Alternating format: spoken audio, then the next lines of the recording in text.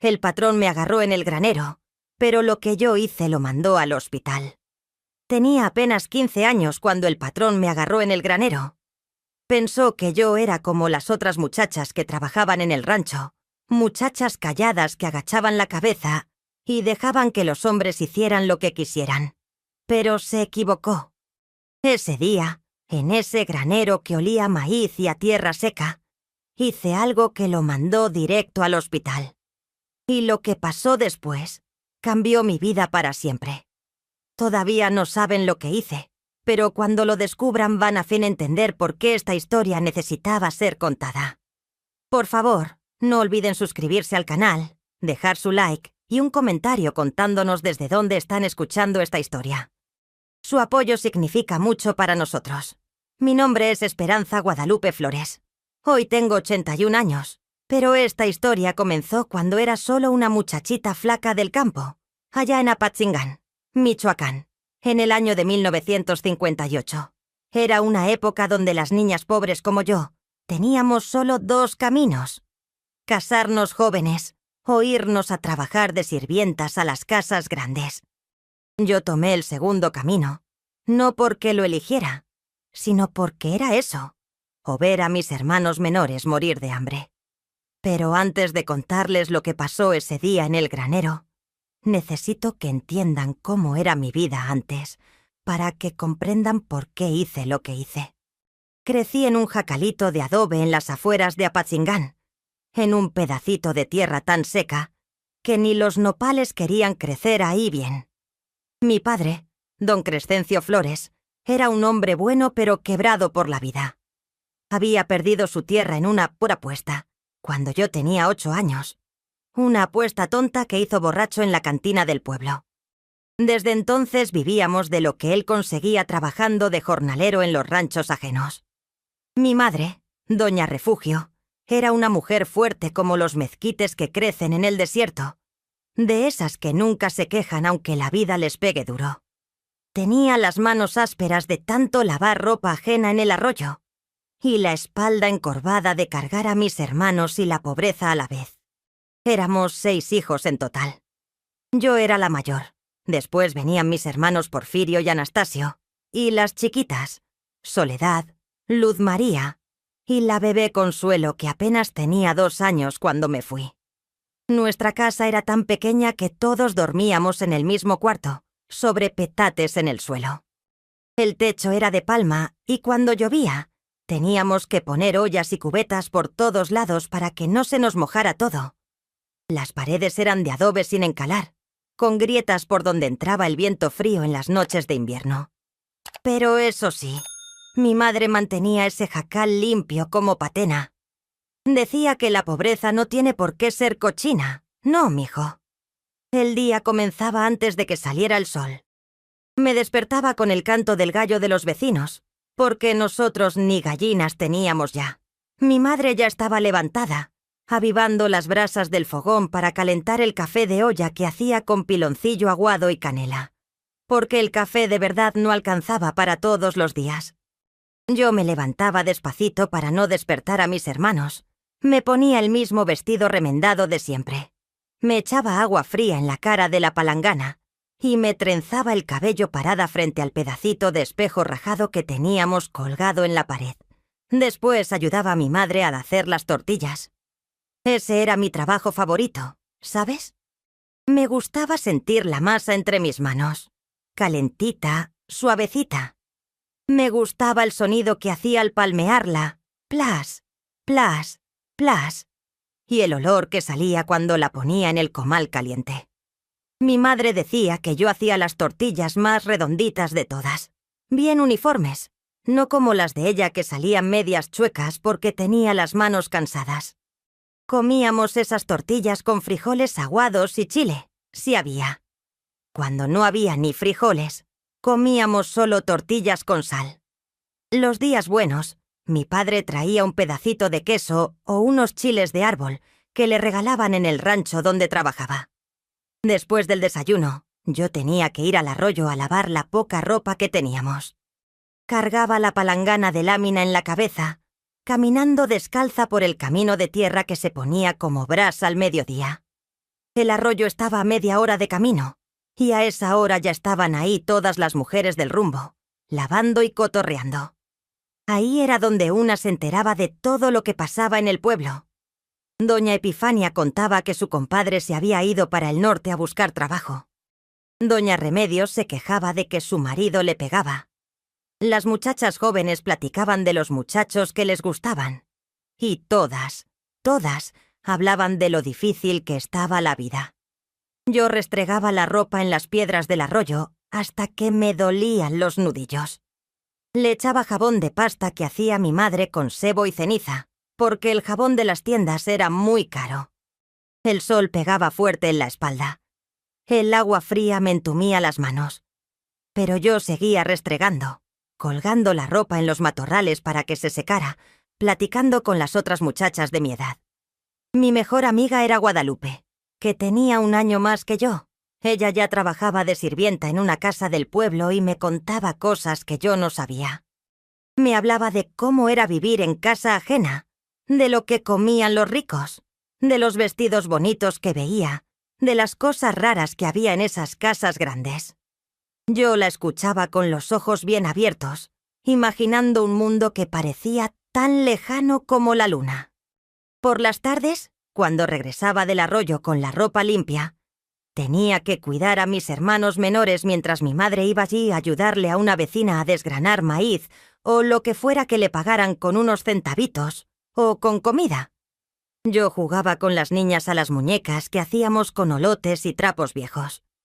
Les enseñaba a hacer trenzas, les contaba cuentos que me inventaba. Les cantaba canciones que mi abuela me había enseñado antes de morirse. Los niños jugaban canicas en la tierra o se subían a los árboles flacos que había cerca de la casa. Cuando mi padre llegaba del trabajo, ya bien entrada la tarde, venía tan cansado que apenas podía hablar. Se sentaba en el escalón de la puerta, se quitaba el sombrero lleno de polvo y se quedaba ahí mirando a la nada, suspirando hondo como si cargara el mundo en los hombros. Yo lo veía y me partía el corazón, ¿sabes? Mi padre había sido un hombre orgulloso alguna vez. Mi madre contaba que cuando eran jóvenes, él tenía su propia tierra. No mucha, pero era suya. Sembraba maíz y frijol. Tenía sus vacas, sus gallinas, su caballo. Pero la borrachera se lo había quitado todo.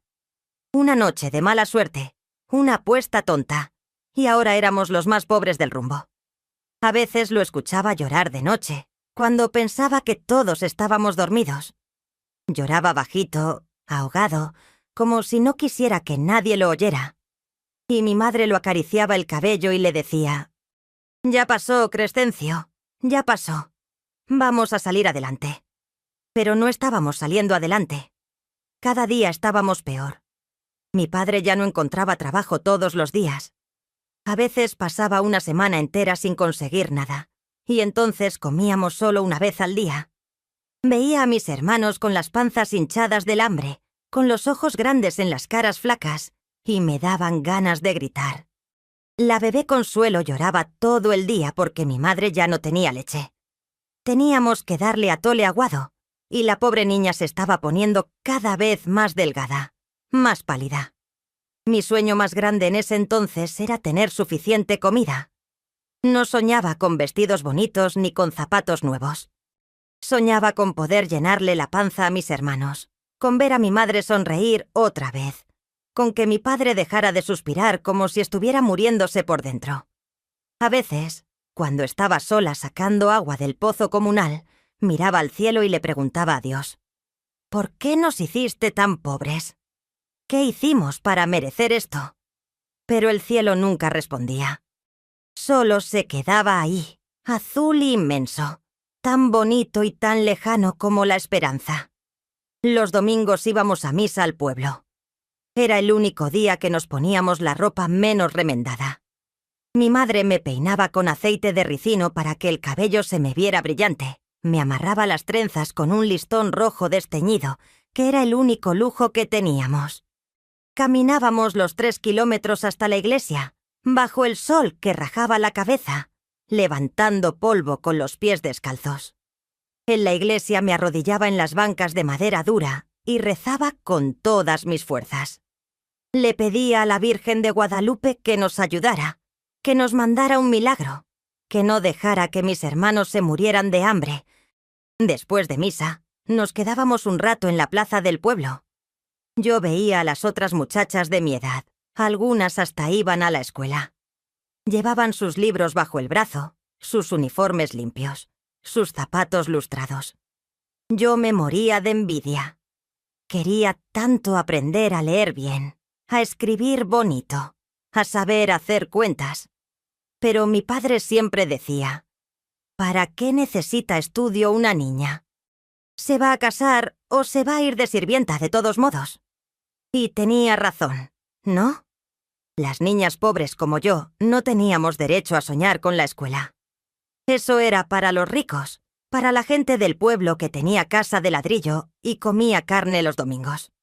Un domingo después de misa, Guadalupe me llevó aparte. Tenía los ojos brillantes, como cuando tenía un secreto que contar. «Esperanza», me dijo agarrándome las manos. «La patrona de mi prima está buscando una muchacha para que le ayude en el rancho. Es un trabajo de planta, ¿sabes? Te dan cuarto, comida y te pagan 30 pesos al mes. 30 pesos al mes.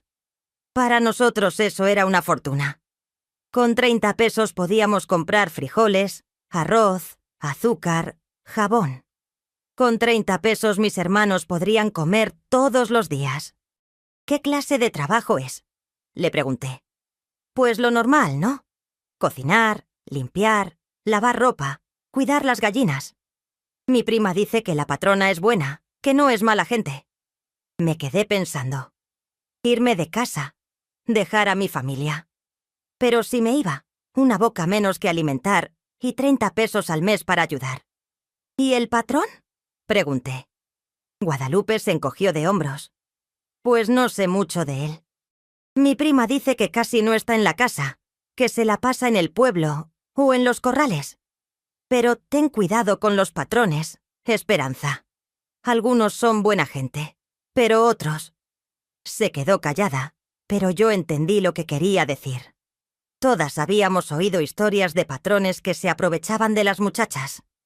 Muchachas que quedaban embarazadas y las corrían sin un peso. Muchachas que tenían que aguantar manoseos y cosas peores porque necesitaban el trabajo.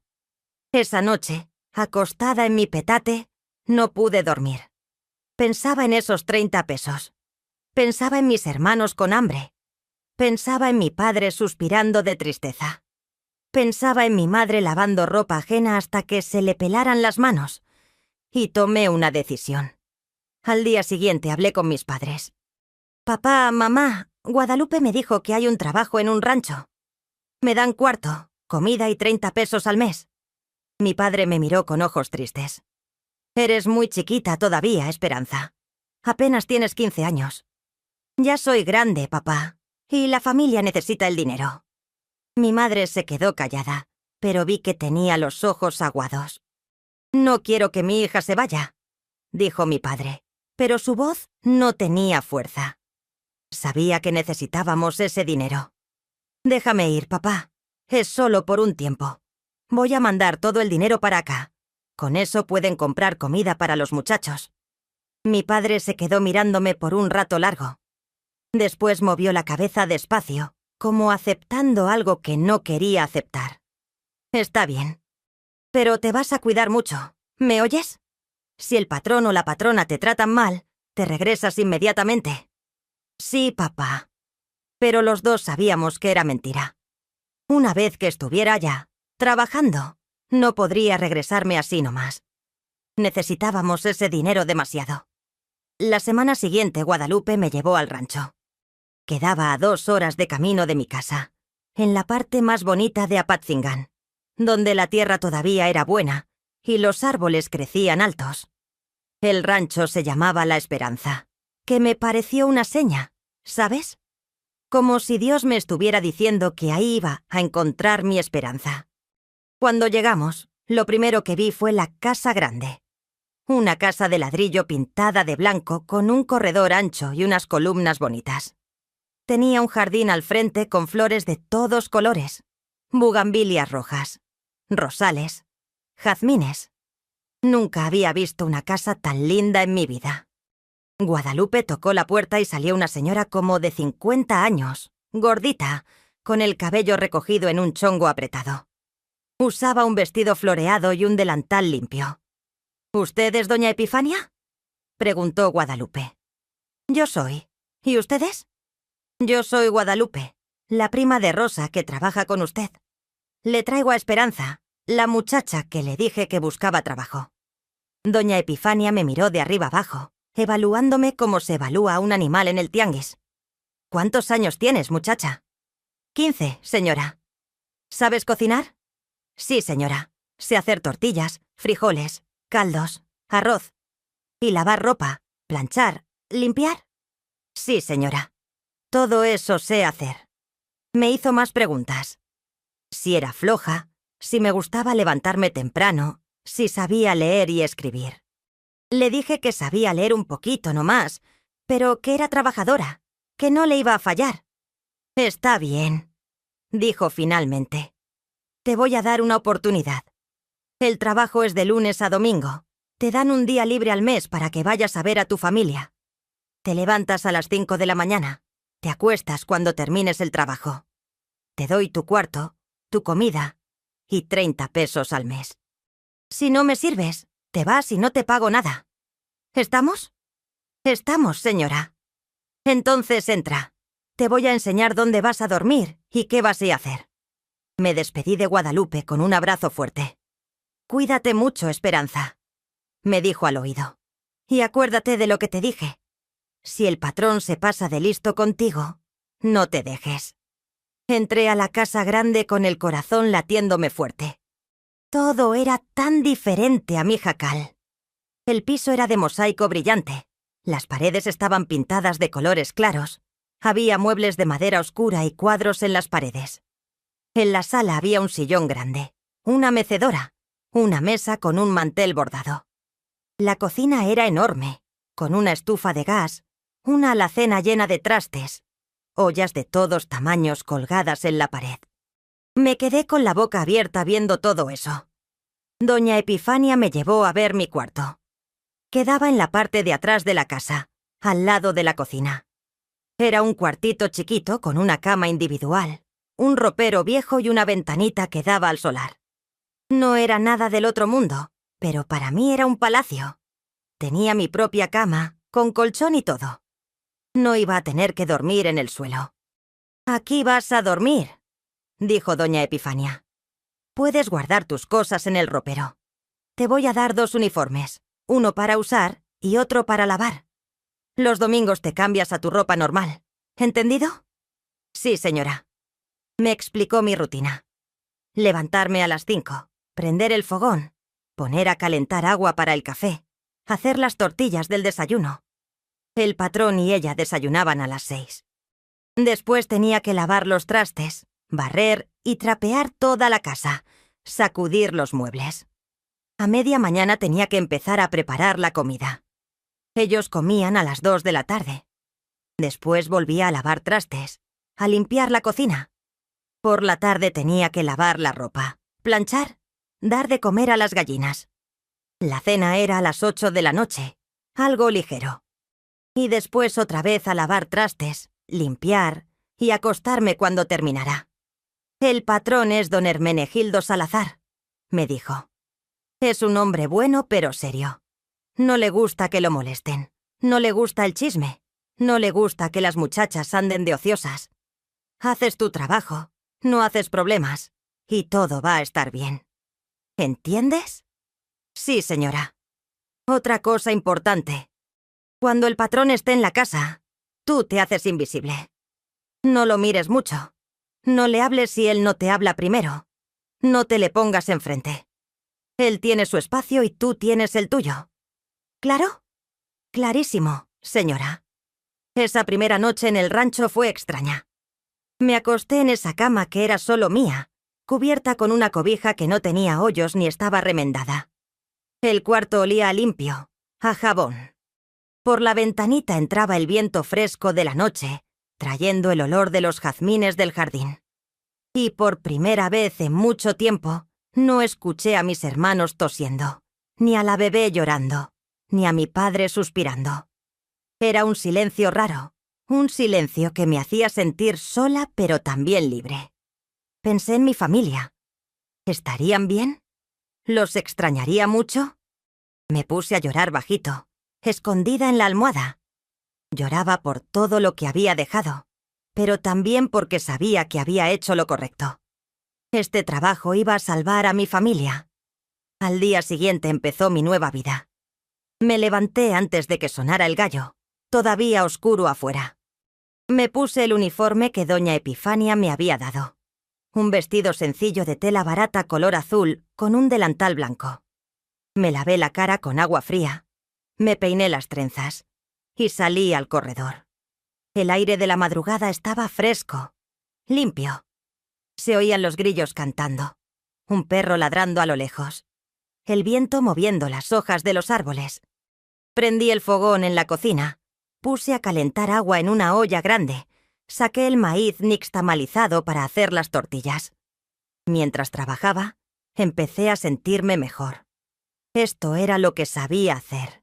Esto era lo que siempre había hecho en casa. A las 6 en punto escuché pasos en el corredor. Era doña Epifania. «Buenos días, muchacha. ¿Ya está el desayuno?» «Ya casi, señora. Las tortillas están saliendo». «Muy bien. El patrón baja en 5 minutos. Que todo esté listo». Puse la mesa en el comedor con platos limpios, vasos, cubiertos. Serví el café negro bien caliente. Puse las tortillas en una canasta cubierta con una servilleta para que se mantuvieran calientes, los frijoles en una ollita de barro, el queso fresco en un platito. Todo bien bonito, como doña Epifania me había enseñado. Entonces lo vi por primera vez. Don Hermenegildo Salazar bajó las escaleras despacio, pesado. Era un hombre grande, de unos 45 años, con el cabello negro peinado hacia atrás con brillantina.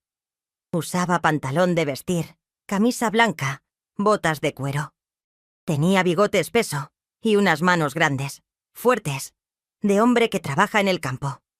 Cuando me miró, sentí un escalofrío.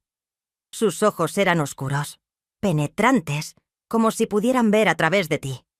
«Buenos días, don Hermenegildo», dije bajito, agachando la cabeza como doña Epifania me había enseñado. Él solo asintió con la cabeza y se sentó a la mesa. Desayunó en silencio. Yo me quedé parada en la esquina de la cocina, esperando por si necesitaba algo más. Lo veía comer, despacio, masticando con cuidado. De vez en cuando me lanzaba una mirada rápida, pero cuando yo levantaba los ojos, él ya estaba mirando para otro lado. Terminó de desayunar. Se limpió la boca con la servilleta. Se levantó. «El desayuno estuvo bueno», le dijo a doña Epifania. A mí no me dijo nada. Salió de la casa y se fue hacia los corrales. Yo suspiré aliviada. El primer encuentro había pasado sin problemas. Los días siguientes fueron iguales. Levantarme temprano, hacer el desayuno, limpiar, cocinar, lavar, planchar. Trabajaba de sol a sol, sin parar. Pero no me quejaba. La comida era buena, abundante. Comía lo mismo que los patrones, que era mucho mejor de lo que comía en mi casa. Había carne varias veces a la semana. Había leche fresca todas las mañanas. Había fruta del huerto. Y lo mejor de todo, al final del mes iba a recibir mis 30 pesos para mandarlos a casa. Don Hermenegildo casi no hablaba conmigo. Llegaba a comer, comía en silencio, se iba. A veces llegaba tarde en la noche, oliendo a tabaco y a tequila. Lo escuchaba entrar, subir las escaleras con pasos pesados, cerrar la puerta de su cuarto. Doña Epifania me había advertido que cuando él llegara borracho, yo me tenía que hacer invisible, meterme a mi cuarto y cerrar la puerta con llave. Y eso hacía. Pero de vez en cuando lo cachaba mirándome. Cuando yo estaba barriendo el corredor, cuando estaba colgando la ropa en el tendedero, cuando estaba echándoles maíz a las gallinas. Sentía sus ojos clavados en mí, y eso me ponía nerviosa. Me aceleraba el corazón. Se me ponía la piel chinita. Trataba de no hacerle caso, de seguir trabajando como si nada. Pero sabía que algo no estaba bien. Había algo en la manera en que me miraba que me daba miedo. Una tarde, como al mes de estar trabajando ahí, doña Epifania me dijo que tenía que ir al pueblo a visitar a su hermana que estaba enferma. Se iba a quedar 2 días. «Te quedas sola con el patrón», me dijo. «Sigue haciendo tu trabajo como siempre. No te preocupes, él no te va a molestar. Es un hombre de respeto». Yo asentí con la cabeza, pero por dentro estaba asustada. Quedarme sola con él, sin doña Epifania para protegerme. «¿Y si pasa algo?», pregunté bajito. «No va a pasar nada, muchacha. Él es buena persona». Pero su voz no sonaba muy convencida. Esa noche, después de que doña Epifania se fue, preparé la cena para don Hermenegildo. Caldo de pollo con verduras, tortillas calientes, frijoles. Puse la mesa, serví la comida. Él llegó como a las 8. Se sentó a cenar. Yo me quedé parada en la cocina, esperando. «Esperanza», me llamó. «¿Sí, patrón?» «Ven, siéntate a cenar conmigo. No me gusta comer solo». Mi corazón se aceleró. Sentarme con él a la mesa. Eso no era normal. «No, patrón, gracias. Ya comí». «Te dije que te sientes. No es una pregunta». Su voz sonó dura, amenazante. Me senté en la silla de enfrente, con las manos temblorosas en el regazo. Él me sirvió un plato de caldo. Me lo puso enfrente. «Come». Agarré la cuchara y empecé a comer despacio, sin levantar los ojos del plato. Sentía su mirada sobre mí, pesada, incómoda. «¿Cuántos años tienes?», preguntó. «15, patrón». «15. Eres bien jovencita todavía». Se quedó callado por un rato, masticando, mirándome. «¿Tienes novio?». «No, patrón». «¿Por qué no? Una muchacha bonita como tú debería tener novio ya». «Bonita». Nunca nadie me había dicho que era bonita. Y la manera en que él lo dijo no me hizo sentir halagada. Me hizo sentir sucia. «No tengo tiempo para esas cosas, patrón. Necesito trabajar, mandar dinero a mi familia». «Ah, sí. Eres de las buenas, ¿no? De las que se sacrifican por la familia». Había un tono burlón en su voz que no me gustó. Terminé de comer rápido. Me levanté. «¿Me permite retirarme, patrón? Tengo que lavar los trastes». «Lava y vete a dormir. Mañana hay mucho trabajo». Lavé los trastes lo más rápido que pude. Limpié la cocina. Cerré todo con llave. Me fui a mi cuarto. Cerré la puerta y puse una silla bajo la perilla, por si acaso. Me acosté en la cama con la ropa puesta, sin poder dormir. Cada ruido me asustaba. Cada crujido de la casa me hacía pensar que era él, viniendo a mi cuarto. Pero no pasó nada esa noche. No pasó nada. Todavía. Al día siguiente, todo parecía normal. Me levanté temprano, hice el desayuno, limpié la casa. Don Hermenegildo salió a trabajar en los corrales y yo me quedé tranquila. Por la tarde, me dijo que tenía que ir al granero a traer unas costales de maíz para las gallinas. El granero quedaba al fondo del rancho, lejos de la casa, un edificio grande de madera con techo de lámina donde guardaban el maíz, el alimento para los animales, las herramientas. Agarré un costal vacío y caminé hasta allá. Adentro del granero estaba oscuro y olía a maíz seco, a tierra, a paja. Había montones de costales amontonados contra las paredes, herramientas colgadas, y en el centro un espacio abierto donde había más costales de maíz. Busqué el maíz quebrado que le daba a las gallinas. Llené mi costal. Estaba por salir cuando escuché la puerta del granero cerrándose. Me volteé. Ahí estaba él. Don Hermenegildo, parado en la entrada, bloqueando la salida. Tenía una sonrisa rara en la cara, una sonrisa que me heló la sangre. «¿Qué hace aquí, patrón?», pregunté, tratando de que mi voz no temblara. «Vine a ayudarte con el costal. Está pesado para una muchacha chiquita como tú». Se acercó despacio, como cazador que no quiere espantar a su presa. «No necesito ayuda, patrón. Ya terminé». Traté de caminar hacia la puerta, pero él se movió, bloqueándome el paso. No tan rápido, Esperanza. Tú y yo necesitamos platicar. Mi corazón latía tan fuerte que pensé que se me iba a salir del pecho. ¿Platicar de qué, patrón? De ti y de mí. ¿Sabes cuánto tiempo llevo viéndote? Un mes entero viéndote caminar por mi casa, viéndote agacharte a recoger cosas, viéndote colgando ropa en el tendedero. Eres bien bonita, ¿sabes? Se acercó más. Yo retrocedí hasta que mi espalda chocó contra los costales de maíz. Patrón, por favor, déjeme salir. ¿Por qué? Si apenas vamos a empezar a conocernos. Estiró la mano y me tocó el brazo. Su mano era grande, áspera, caliente. Yo me la quité de un jalón. No me toque. No te hagas la difícil, muchacha. Todas dicen que no al principio, pero después les gusta. Además, ¿quién te va a creer si dices algo? Tú eres solo una sirvientita sin familia. Yo soy el patrón. Aquí se hace lo que yo digo. Se acercó más, tratando de agarrarme. Yo lo empujé con todas mis fuerzas, pero era como empujar una pared. «Déjeme. Cállate. Nadie te va a oír acá». Y fue en ese momento que algo se rompió dentro de mí. Toda la rabia que había guardado durante años, toda la impotencia, toda la frustración de ser pobre, de ser mujer, de ser invisible, explotó. No iba a dejar que este hombre me hiciera lo que les había hecho a tantas otras muchachas. No iba a ser una víctima más. No.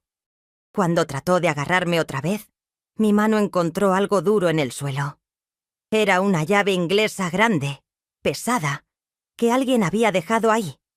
La agarré sin pensar. Y cuando él se me echó encima, cuando sentí su aliento apestoso a tequila en mi cara, cuando sentí sus manos tratando de levantarme el vestido, le pegué. Le pegué en la cabeza con esa llave inglesa con todas las fuerzas que tenía. Le pegué con toda la rabia de todos los años de pobreza, de hambre, de humillación.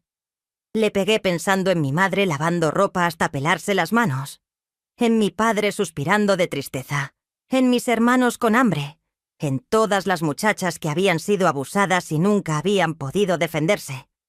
El sonido fue horrible. Un golpe seco, como cuando partes una sandía. Don Hermenegildo se tambaleó hacia atrás, agarrándose la cabeza. La sangre empezó a salir entre sus dedos, roja, brillante. «¡Maldita muchacha!», gritó. «Te voy a matar». Pero yo ya no tenía miedo. Ya había cruzado esa línea. Volví a levantar la llave inglesa. Si se me acerca otra vez, le vuelvo a pegar. Y esta vez no va a ser en la cabeza, va a ser en la cara. Él me miró con ojos llenos de furia, pero también de algo más. Miedo. Por primera vez en su vida, un patrón le tenía miedo a una sirvienta. Se tambaleó hacia la puerta del granero, dejando un rastro de sangre. «Esto no se va a quedar así», dijo. «Te voy a meter a la cárcel. Te voy a destruir». «Inténtelo», le dije. «Y yo le voy a contar a todo el pueblo lo que trató de hacerme. Vamos a ver a quién le creen más». Salió del granero tropezándose. Yo me quedé ahí, temblando, con la llave inglesa todavía en la mano. Tenía sangre de él en el vestido, en las manos.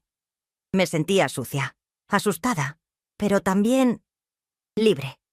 Por primera vez en mi vida me había defendido. Por primera vez no me había dejado. Don Hermenegildo se fue al pueblo, a la clínica, a que le curaran la herida en la cabeza. Yo me quedé en el rancho, esperando. Sabía que iba a haber consecuencias. Sabía que mi vida acababa de cambiar para siempre. Pero no me arrepentía. Prefería enfrentar lo que viniera antes que dejar que me hiciera lo que quiso hacerme. Esa noche, doña Epifania regresó del pueblo. Venía alterada, asustada. «¿Qué pasó, muchacha? El patrón está en la clínica con la cabeza partida. Dice que te caíste y le pegaste sin querer. Pero yo sé que eso es mentira. Dime la verdad». Me senté con ella en la cocina y le conté todo. Cómo me había encerrado en el granero, cómo había tratado de tocarme, cómo yo me había defendido. Cuando terminé, Doña Epifania tenía lágrimas en los ojos. «Lo sabía», dijo. «Yo sabía que algo así iba a pasar. Ya había pasado antes con otras muchachas. Por eso se fue la última que trabajaba aquí. Pero yo necesitaba este trabajo. ¿Entiendes? Soy viuda. No tengo a nadie más. Si me voy, ¿a dónde voy?». La entendía. Todos estábamos atrapados en nuestra propia pobreza, en nuestra propia desesperación. «¿Y ahora qué va a pasar?», pregunté. «Ahora te vas, esta misma noche, antes de que regrese y llame a la policía. Agarra tus cosas y vete a tu casa.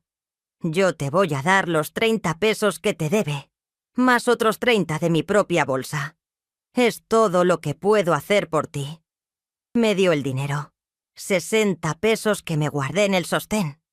Agarré mi bulto con mi poca ropa y salí del rancho esa misma noche. Caminé las 2 horas de regreso a casa bajo la luna llena, con el corazón todavía acelerado, con las manos todavía temblando.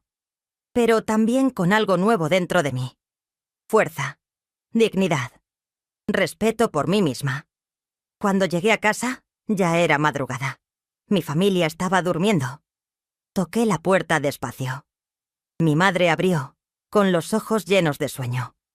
Cuando me vio ahí, parada en la puerta con mi bulto y mi vestido manchado de sangre, se asustó. «¿Qué pasó, hija?». «Pasó que me defendí, mamá».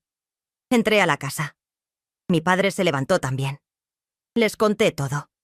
Y cuando terminé, esperaba que mi padre se enojara. Nada, que me regañara por haber perdido el trabajo, por haber atacado al patrón. Pero no. Se acercó a mí y me abrazó. «Hiciste bien, hija. Hiciste bien». Esa fue la primera vez que mi padre me abrazaba desde que era pequeña. Y lloramos juntos. Él y yo, mi madre también. Lloramos por todo lo que habíamos perdido, por todo lo que habíamos sufrido. Pero también lloramos de alivio. Porque yo había regresado. Porque estaba a salvo. Porque me había defendido. Los días siguientes fueron difíciles. Don Hermenegildo no mandó a la policía, como había amenazado. Creo que doña Epifania lo convenció de que si hacía escándalo, todos en el pueblo iban a saber lo que había tratado de hacer. Y un hombre como él, con reputación, no quería ese tipo de chisme. Así que todo se quedó callado. Él con su herida en la cabeza. Yo con mis 60 pesos. Con ese dinero, mi familia pudo comer bien por 2 meses. Compramos frijoles, arroz, azúcar, aceite, hasta un poco de carne. Mis hermanos se veían más gorditos, más saludables. Y yo empecé a buscar otro trabajo, pero esta vez diferente. Ya no quería ser sirvienta. Ya no quería depender de un patrón que pudiera abusar de mí. Quería algo más.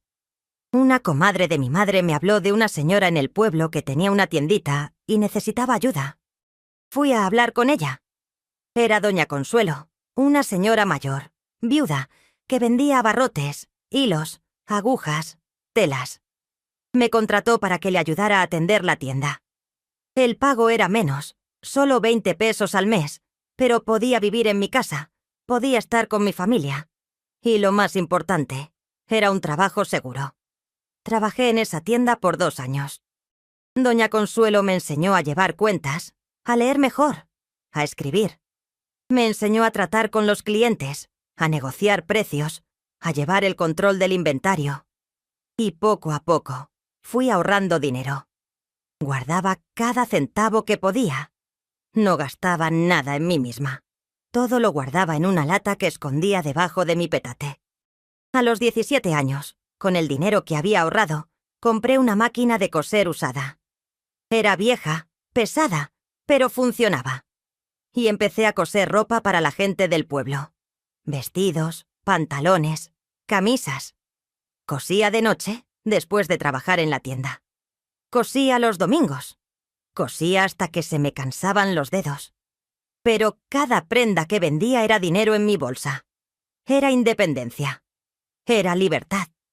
A los 19 años conocí a Juan Manuel. Era un muchacho del pueblo, hijo de un carpintero. Nos conocimos en el tianguis, cuando él me ayudó a cargar unas telas pesadas que había comprado. Era amable, respetuoso, trabajador. Empezamos a platicar. Él venía a la tienda a comprar clavos, tornillos, solo para verme, y yo esperaba que viniera con el corazón emocionado. Un día me invitó a caminar por la plaza. Caminamos despacio, platicando de todo. Le conté mi historia, lo que me había pasado en el rancho. Esperaba que me juzgara, que me viera diferente. Pero no. Me tomó la mano y me dijo: «Fuiste muy valiente, Esperanza. No todas las muchachas hubieran tenido el valor de defenderse. Te admiro». Y ahí supe que era el hombre correcto. Nos casamos cuando yo tenía 20 años. Fue una boda sencilla, en la iglesia del pueblo, con solo nuestras familias. Yo usé un vestido blanco que yo misma había cosido. Juan usó su mejor traje. Y cuando el padre nos declaró marido y mujer, sentí que finalmente mi vida empezaba de verdad. Ya no era la muchachita asustada que había sido. Ya no era la sirvienta abusada. Era Esperanza, la esposa de Juan Manuel, la mujer que se había defendido, la mujer que había sobrevivido. Tuvimos 4 hijos, 2 niñas y 2 niños. Y criamos a nuestros hijos de manera diferente a cómo nos criaron a nosotros. Nuestras hijas fueron a la escuela. Terminaron la primaria, la secundaria. Una hasta llegó a la preparatoria. Les enseñamos que tenían derechos, que podían decir no, que nadie tenía permiso de tocarlas sin su consentimiento. A nuestros hijos les enseñamos a respetar a las mujeres, a nunca abusar de su fuerza, a tratar a todas con dignidad. Juan fue el esposo que toda mujer merece. Nunca me levantó la voz. Nunca me levantó la mano. Trabajábamos juntos, decidíamos juntos. Cuando yo abrí mi propio taller de costura, él me apoyó. Me ayudó a construir un cuartito al lado de la casa para poner mis máquinas. Me ayudó a conseguir clientes. Me ayudó a cuidar a los niños cuando yo tenía mucho trabajo. Vivimos 53 años juntos, hasta que Dios se lo llevó hace 8 años. Y todos esos años fueron buenos, fueron felices. Hoy, a los 81 años, cuando miro hacia atrás, veo que aquel día en el granero fue el día más importante de mi vida. Fue el día que decidí que no iba a ser víctima. Fue el día que me defendí. Fue el día que descubrí que tenía fuerza, que tenía valor, que tenía derecho a decir no. Muchas veces me han preguntado si me arrepiento de lo que hice. Si me arrepiento de haberle pegado a don Hermenegildo con esa llave inglesa. Y siempre respondo lo mismo. No me arrepiento ni un poquito. Porque si no me hubiera defendido ese día, si hubiera dejado que me hiciera lo que quiso hacerme, me hubiera destruido por dentro. Hubiera vivido toda mi vida con ese peso, con esa vergüenza, con esa culpa que no era mía. Y no hubiera podido ser la mujer que llegué a ser. No hubiera podido casarme con Juan con la cabeza en alto. No hubiera podido criar a mis hijos enseñándoles a defenderse. No hubiera podido vivir con dignidad. Sí, don Hermenegildo terminó en el hospital con la cabeza partida. Y yo terminé con mi dignidad intacta. ¿Quién ganó? Yo gané. Siempre gané yo. Porque aprendí que el cuerpo de una mujer no es propiedad de nadie. Que no importa qué tan pobre seas, qué tan joven seas, qué tan vulnerable seas, siempre tienes derecho a defenderte. Siempre tienes derecho a decir no. Y si alguien no respeta tu no, entonces tienes derecho a usar la fuerza para protegerte.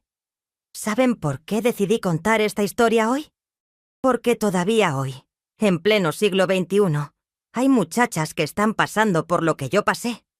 Muchachas que trabajan en casas ajenas, vulnerables, sin protección. Muchachas que son abusadas por sus patrones, por sus jefes, por hombres que tienen poder sobre ellas. Y esas muchachas necesitan saber que no están solas, que tienen derecho a defenderse, que no tienen que aguantar el abuso solo porque necesitan el trabajo, porque son pobres, porque son jóvenes. Si estás escuchando esta historia y te está pasando algo parecido, escúchame bien. No te dejes. No importa qué tan asustada estés, No importa qué tan poderoso sea el hombre que te está amenazando, no te dejes. Defiéndete con lo que tengas a la mano. Grita. Huye. Pégale. Haz lo que tengas que hacer para protegerte. Y después busca ayuda. Cuéntale a alguien. No te quedes callada. Porque el silencio es lo que protege a los abusadores. Y si eres madre, si tienes hijas, enséñales a defenderse. Enséñales que su cuerpo es suyo, que nadie tiene derecho a tocarlo sin permiso. Enséñales que ser mujer no significa ser débil. Enséñales que tienen fuerza, que tienen valor, que tienen derecho a vivir sin miedo. Si tienes hijos varones, enséñales a respetar a las mujeres.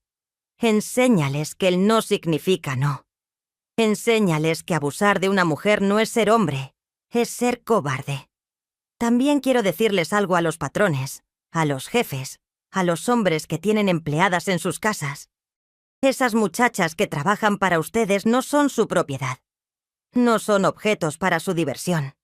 Son seres humanos con dignidad, con derechos, con familias que las esperan en casa. Trátenlas con respeto. Páguenles bien. Protéjanlas. No abusen de su vulnerabilidad. Porque si lo hacen, un día se van a encontrar con una muchacha como yo. Una muchacha que no se deja. Y van a terminar en el hospital con la cabeza partida. ¿Y saben qué? Yo no soy la única. Conozco muchas mujeres que se defendieron. Mujeres que dijeron no cuando las quisieron forzar. Mujeres que pelearon, que gritaron, que huyeron, que pegaron. Mujeres valientes que se negaron a ser víctimas. Y todas esas mujeres son mis hermanas. Todas esas mujeres son heroínas.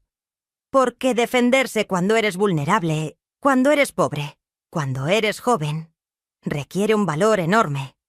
Mi vida después de ese día fue buena.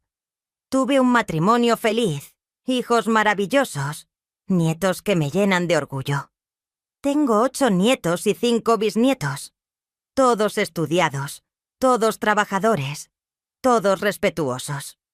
Les he contado esta historia muchas veces. Mis nietas me dicen: «Abuela, eres nuestra heroína. Eres tan valiente». Y yo les digo: «No soy heroína. Solo soy una mujer que se defendió. Y ustedes también pueden defenderse si algún día lo necesitan». Hace unos años me enteré de que don Hermenegildo había muerto. Alguien del pueblo me lo contó. ¿Y saben qué sentí? Nada. No sentí satisfacción. No sentí pena. No sentí nada. Porque ese hombre ya no tenía poder sobre mí desde hace mucho tiempo. Desde el día que le pegué con esa llave inglesa, dejó de tener poder sobre mí. Y eso es lo que todas las mujeres necesitan entender. Los abusadores tienen poder sobre nosotras solo si se lo damos. Si nos defendemos, si no nos dejamos, si denunciamos, ese poder se rompe. La cicatriz que le dejé en la cabeza a don Hermenegildo fue visible por el resto de su vida. Todos en el pueblo la vieron.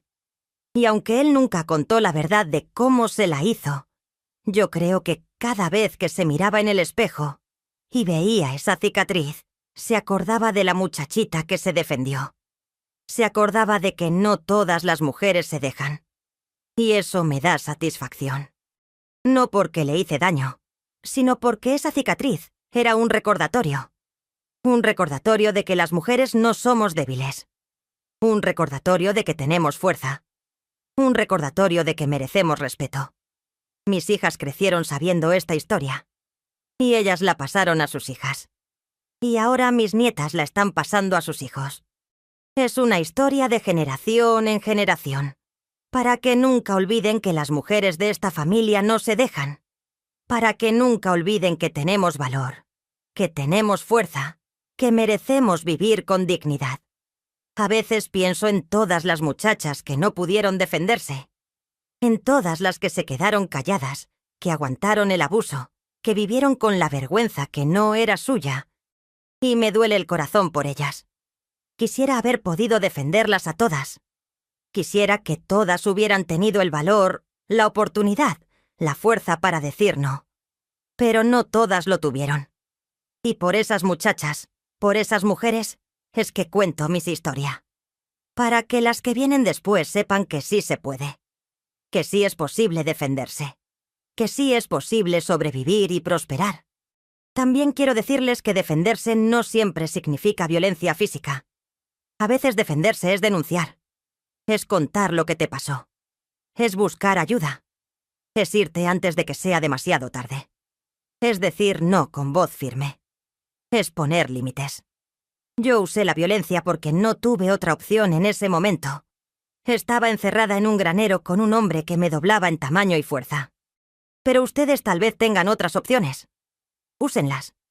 No se queden calladas. No aguanten el abuso pensando que va a mejorar.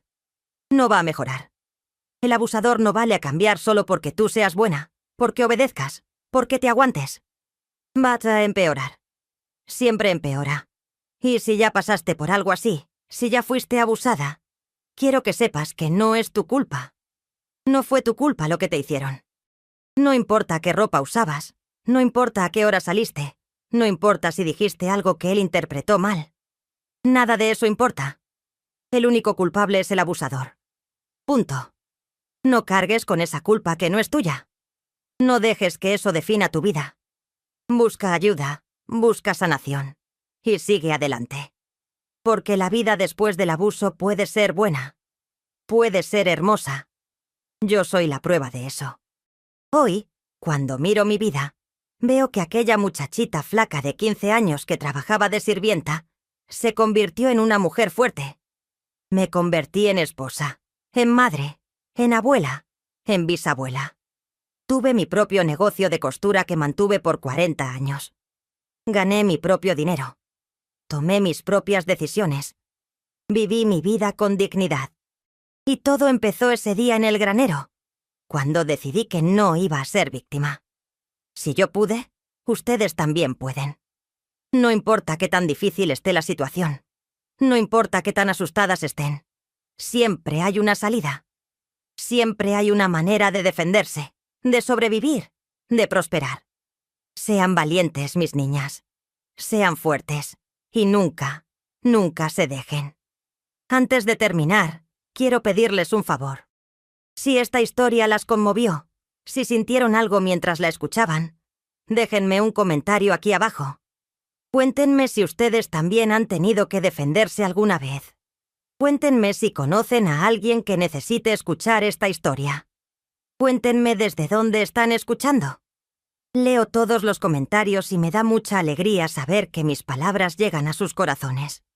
Y si todavía no se han suscrito a nuestro canal Historias de Abuelitas, háganlo. Ahorita. Denle clic a esa campanita para que no se pierdan ninguna de nuestras historias. Aquí contamos historias reales de mujeres valientes, de mujeres que sobrevivieron, de mujeres que vencieron. Historias que necesitan ser contadas para que las generaciones que vienen sepan que nunca están solas, que siempre hay esperanza. Mi nombre es Esperanza Guadalupe Flores. Tengo 81 años y esta es mi historia.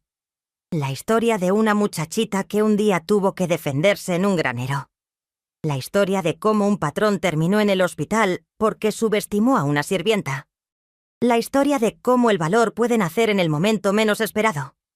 Y más importante, la historia de cómo una mujer pobre, joven, vulnerable, decidió que merecía respeto. Y lo consiguió. Que Dios las bendiga a todas, mis queridas. Sean fuertes, sean valientes, y nunca olviden que ustedes valen mucho. Mucho más de lo que cualquier abusador les quiera hacer creer. Hasta la próxima historia.